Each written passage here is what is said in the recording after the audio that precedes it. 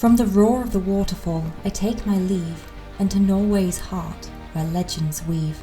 A journey north where the sun stays bright, courage in my veins, ready to embrace the night.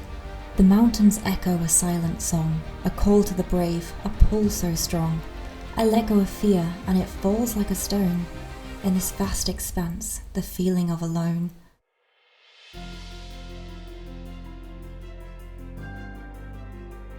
I bid farewell to the misty sights of Lake Vossen, and my bike roared to life, eager for the journey that lies ahead. The roads are not a straight line drawn on a map, but a calligrapher's masterpiece woven through the heart of the land. They twist, they turn, curling around mountains, carving through valleys, and every curve is a new verse in this poetic journey.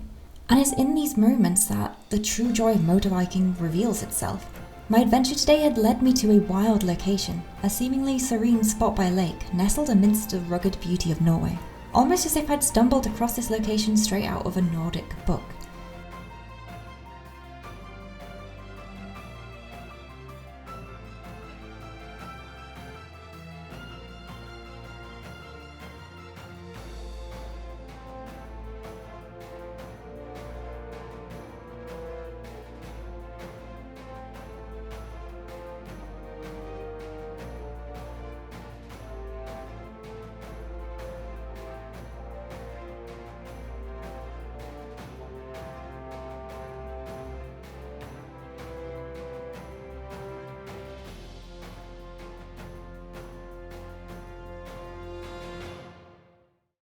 So this is where I was planning a wild camping, but I forgot to buy water again. I should have bought it at the last petrol station.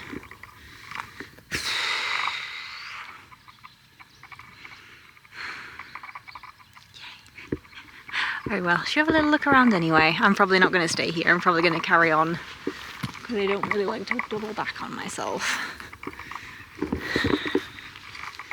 This is a lake.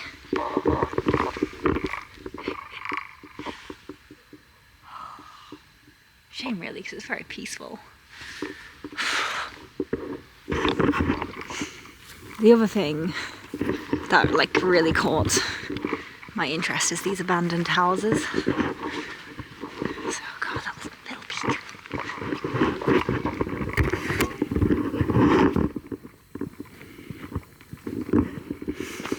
I bet they're really creepy at night time. I bet they're proper scary.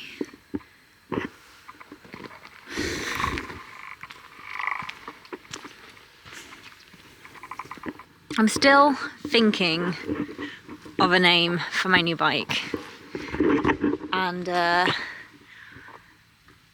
in keeping with the R theme with Rocket, I'm kind of leaning towards the name of Renegade.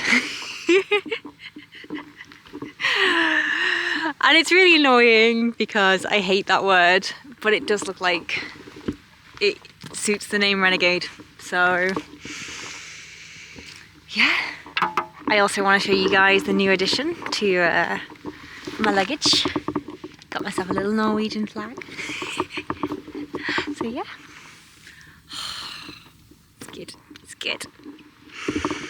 Anyway, I guess we should jump back on the bike and pick somewhere to stay. Probably going to be a campsite, because I've also run out of clean clothes. I didn't really want to stay at a campsite, but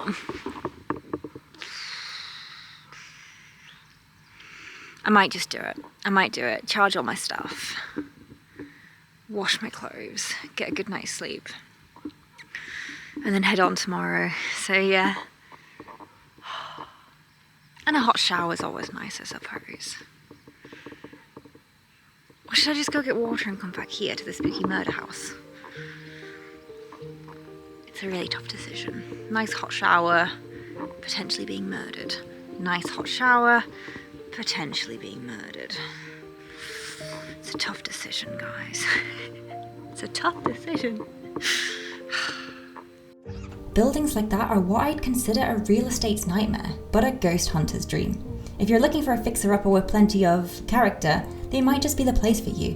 But if the walls do start to bleed, it's probably a sign to call your local priest.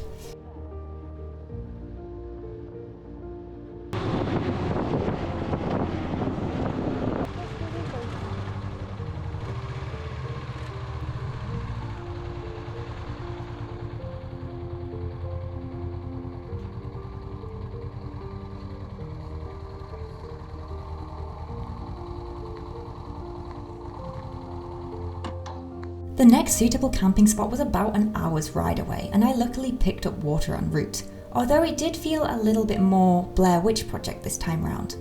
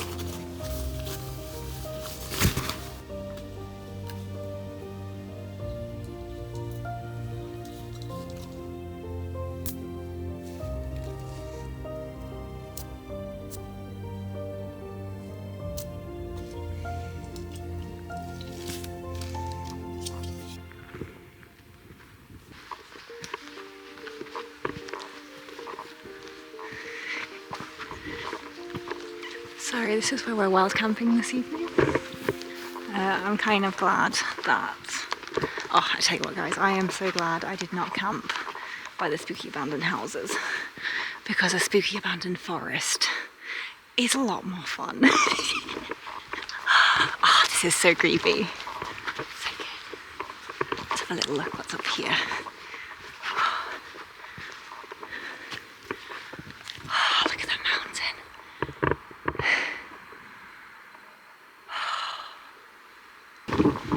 So, I'm fairly certain we passed a waterfall just slightly down the road. So I'm going to go have a quick look and see if it's drinking water.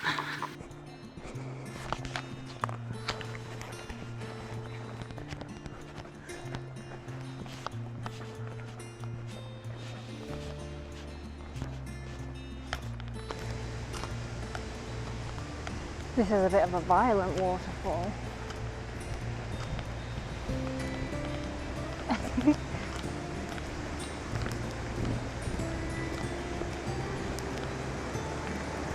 Temperature's going to drop so quickly as well, with it being high up.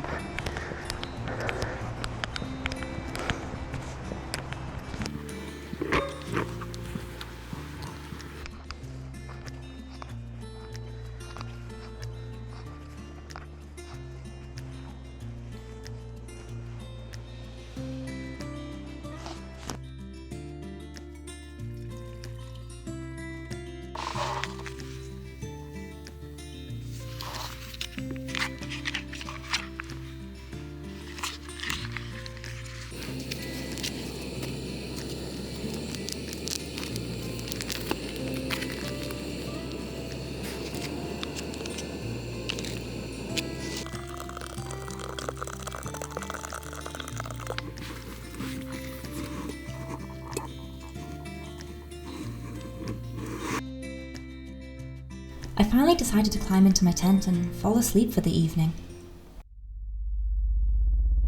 In the dead of the night, I awoke.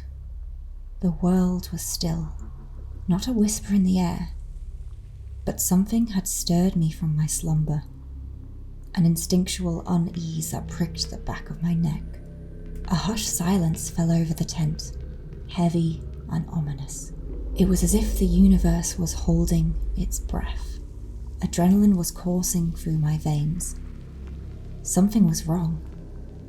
I hit record on the camera so that I may leave a breadcrumb trail should someone need to find me.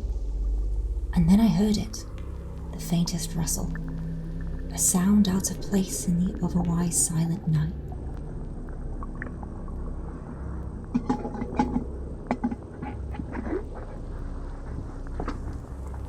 my heart pounding in my chest like a war drum, each beat echoing in the silence. I could hear the creature now, just outside the thin fabric of the tent. Fear gripped me, icy fingers closing around my throat. I couldn't breathe. The animal was unknown, unseen, but its presence was real, and it was a fear that filled the tent, each breath suffocating. Every second stretched out into an eternity, and I sat there, frozen, awaiting its next move. Nothing but a sheet of fabric was separating me from its presence. The realization hit me like a punch to the gut. I was not alone, and in the chilling silence of the night, in the middle of nowhere, fear, anticipation, played out in the darkest hours of the night. I couldn't wait any longer. I decided to confront what was waiting before me.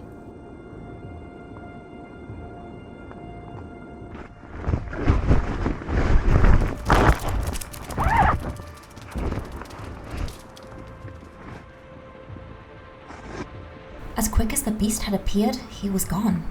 Tired and confused, I started to question whether there had even been a beast at all. However, the side of my tent was soaked from the seemingly half-drunken cooking water. A trail of rubbish scattered around the entrance of the tent. I sat alone, wide-eyed, listening cautiously for the next hour. However, it appears that he was more afraid of me than I was of him, and eventually I was drawn in by tiredness and drifted off until sunrise.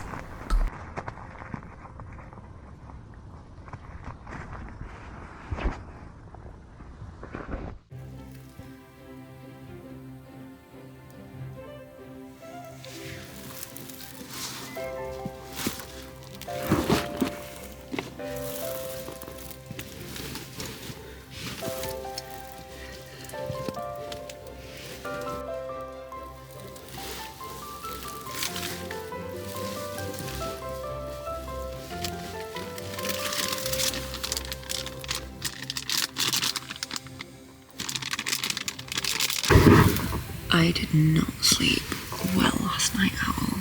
I slept so badly. I could hear animals creeping around my tent all night long. And the fact that my biscuits had gone this morning because I stupidly left them in the entrance instead of bringing them in the tent, it was definitely animals stealing things. But in my head I'm I hear a person, so I'm sitting up to hear if I had to get ready to run or something. And I think it must have been deer or sheep, or I don't think it was anything big like a bear. I don't think you get bears in Norway. I mean, you get them in Sweden, but not so much in Norway. But it was definitely something hooved, stealing my biscuits. They're my biscuits.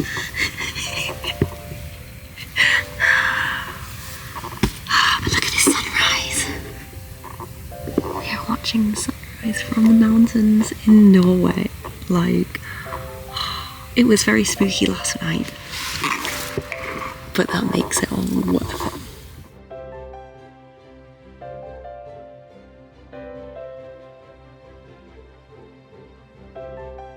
I'll probably just chill in the tent for a little bit, and then once we've had something to eat, we can set off. So today's going to be a long day, which is also why I'm awake so early. It's going to be 6 hours on the road. We are going up to Alesund, and there are 2 famous roads there. There is a really, really famous twisty road that we're going to go on. Whether we get to go on it today, I don't know. It depends on how late in the evening. And then the other road that we're going to be going on is the... I don't know this name, but its nickname is the Norwegian Wild Atlantic Way. It's supposed to be so good. So we're going to head to those 2 roads. It might be the case that we end up camping just before them, and then we do them in the morning on our way up. I don't know yet. I'm gonna play it by ear, see how tired I am, and basically just hope for the best.